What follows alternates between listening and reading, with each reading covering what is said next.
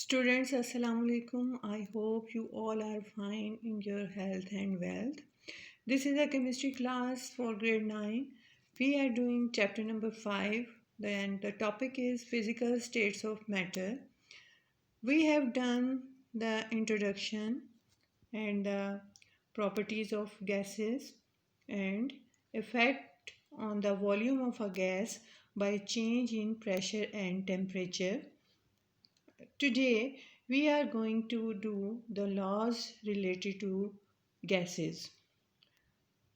आज हमने करना है कि कौन कौन से लॉ जो हैं वो गैसेस पे अप्लाई करते हैं। सबसे पहले हमें ये जानना है कि हम एक गैस के कैरेक्टरिस्टिक्स को कैसे जो है वो चेक कर सकते हैं, देख सकते हैं। So, a sample of a gas can be characterized by 4 variables. Characterize करने का मतलब है कि उसकी खसूसियात हम जान सकते हैं by 4 variables. Variables ऐसे फैक्टर होते हैं जो चेंज हो सकते हैं, ठीक है। और उसका ऑपोजिट वर्ड है कांस्टेंट। वेरिएबल जो चेंज हो जाए और कांस्टेंट वो फैक्टर होता है जो चेंज नहीं होता। अब गैस को जो है हम अंडर 4 वेरिएबल जो है करेक्टराइज करते हैं। Number 1 pressure, number 2 volume, number 3 temperature, number 4 the number of moles of gas mean कितने अमाउंट है।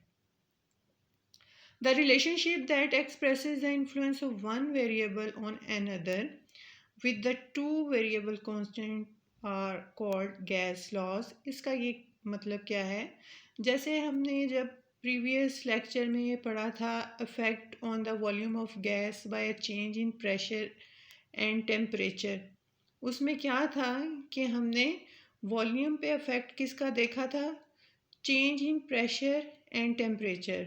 मतलब एक को कांस्टेंट रखना होता है, दो को अगर हम एक का इफेक्ट देख रहे हैं तो दूसरी बाकी वेरिएबल्स को हमने कांस्टेंट रखना है। अगर हम इफेक्ट देख रहे हैं वॉल्यूम पे टेम्परेचर का तो हमें वॉल्यूम और प्रेशर को कांस्टेंट रखना है।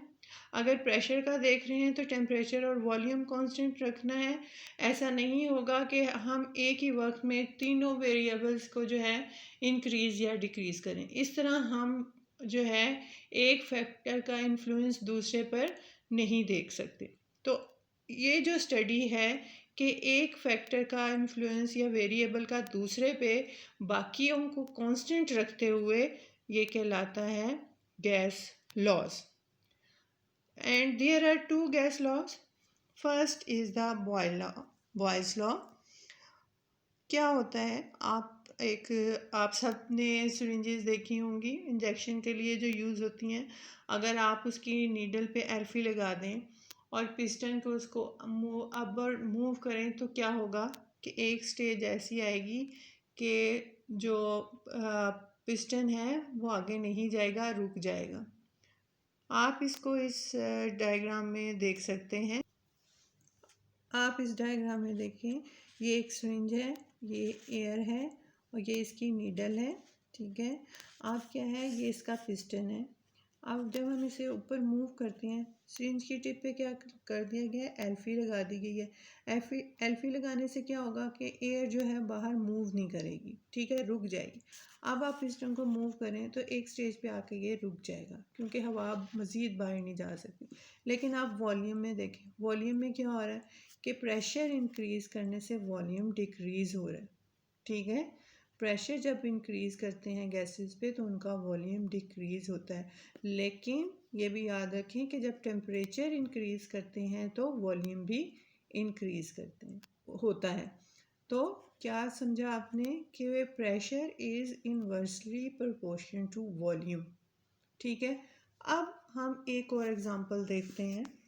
Look at this table, volume pressure data of a gas at constant temperature. अब क्या है, इसमें कौन सा वेरिएबल कांस्टेंट है, टेम्परेचर, और चेंज किसको किया जा रहा है, प्रेशर को और वॉल्यूम को। अब ये डाटा जो है एक स्टूडेंट ने कलेक्ट किया है। एक्सपेरिमेंट नंबर 1 में देखें प्रेशर 0.500 है और वॉल्यूम 4 है। एक्सपेरिमेंट नंबर 2 में देखें प्रेशर 1.00 है और वॉल्यूम क्या हो गया है, 2 हो गया है। नंबर 3 पे देखें, प्रेशर 2.0 एटमॉस्फेयर है और वॉल्यूम 1 डेसीमीटर क्यूब हो गया है। 4 पे वॉल्यूम 0.500 है लेकिन प्रेशर है क्या है, 4.00। अब अगर इस टेबल को आप केयरफुली ऑब्ज़र्व करें तो आप देखेंगे कि प्रेशर अगर इंक्रीज़ है, पहला फर्स्ट प्रेशर क्या है 0.500 और वॉल्यूम 4 है, लेकिन जैसे ही प्रेशर इंक्रीज़ हुआ है वॉल्यूम 2 पे आ गया। इसी तरह प्रेशर 2 एटमॉस्फेयर हुआ है तो वॉल्यूम 1 डेसीमीटर, और प्रेशर 4 एटमॉस्फेयर हुआ है तो वॉल्यूम 0.500 हो गया। ठीक है, तो क्या इसे आपने इंटरप्रेट किया कि by increasing pressure volume is decreasing, they are inversely proportional. ठीक है, और इस जो एक्सपेरिमेंट है इसमें टेम्परेचर कांस्टेंट रखा गया है। अब अगर आप यहाँ पे देखें, अगर हम इसे इक्वेशनली रिप्रेजेंट करें तो V is inversely proportional to pressure, V is equal to 1/P, P for pressure, V for volume and constant, और अगर क्रॉस मल्टीप्लिकेशन करें V into P is equal to constant.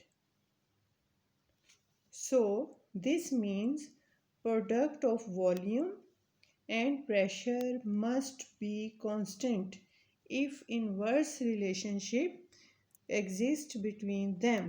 अगर inverse है तो जो है उन्हें क्या आना चाहिए, constant value आनी चाहिए।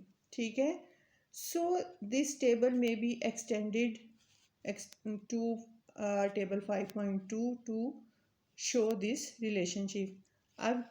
अब हम इसी टेबल को अगर आगे कंटिन्यू करें और ये नेक्स्ट टेबल देखें हम, इसमें आप देखें इसमें क्या हो रहा है, हमने क्या रेशो क्या इक्वेशन डिराइव की, V into P is equal to constant, यानी अगर प्रेशर P को मल्टीप्लाई किया जाए वॉल्यूम से V से तो जो वैल्यूज़ हैं वो कांस्टेंट आनी चाहिए। ये देखिए सब में 2 डेसीमीटर क्यूब एटमॉस्फेयर, इसमें भी 2 है, इसमें भी 2, इसमें भी 2।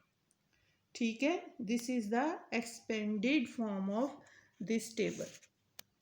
Clear,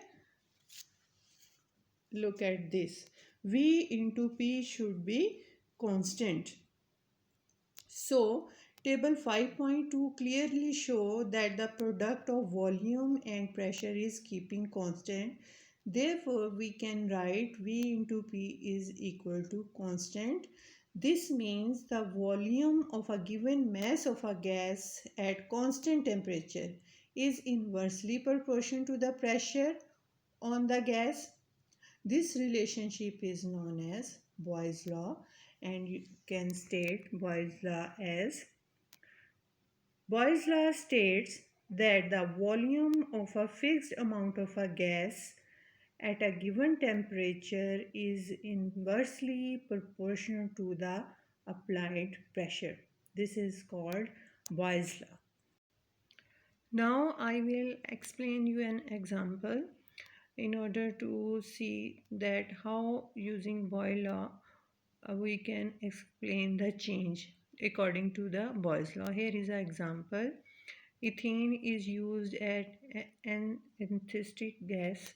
The pressure of on 2.5 decimeter cube of ethene changes from 1.05 to 2.10 atmosphere. The volume of ethene becomes 1.25 decimeter cube if the temperature remains constant. Explain this change using Boyle। Student जब भी कभी कोई numerical आपके सामने आए, पहले तो आपने उसे केयरफुली रीड करना है और देखना है कि किसके अकॉर्डिंग आपने इसे सॉल्व करना है। बॉयल्स लॉ है तो you have to use the equation V into P is equal to constant, फिर आपने उसमें वैल्यूज़ लेनी है। अब कैसे प्रॉब्लम सॉल्व करना स्टार्ट करनी है आपने, according to the Boyle's law product of pressure and volume is constant at any two set of condition, यानी P इंटू वी कॉन्स्टेंट आना चाहिए। ठीक है, फिर आपने क्या करना है, कैलकुलेट करना है P इंटू वी और two sets of condition and compare. अब टू सेट के हैं, आप देखें वैल्यूज़ कौन कौन सी हैं। फर्स्ट वैल्यू जो है pressure on 2.5 decimetre cube, this is P1 first pressure. ठीक है, और V1 उससे क्या है, फर्स्ट वॉल्यूम क्या है 1.05। ठीक है, और सेकंड प्रेशर क्या है 2.10 एटमॉस्फेयर, और सेकंड वॉल्यूम क्या है 1.25 डेसीमीटर क्यूब। अब आप इसका सलूशन देखें। P1 is into V1 before change, उनकी वैल्यूज़ पुट की।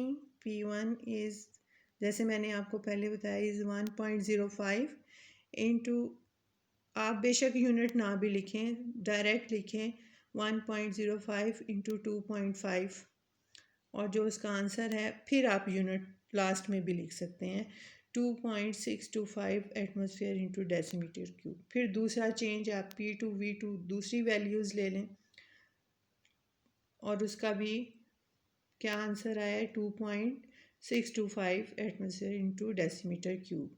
अब according to Boyle's law P1 V1 should be equal to P2 V2।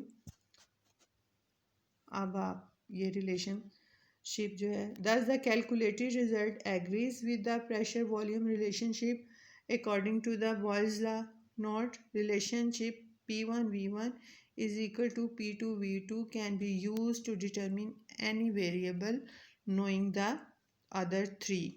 मतलब आप किसी, अगर हमें बाकी तीन का पता हो तो हम फोर्थ वन को जो है कैलकुलेट कर सकते हैं।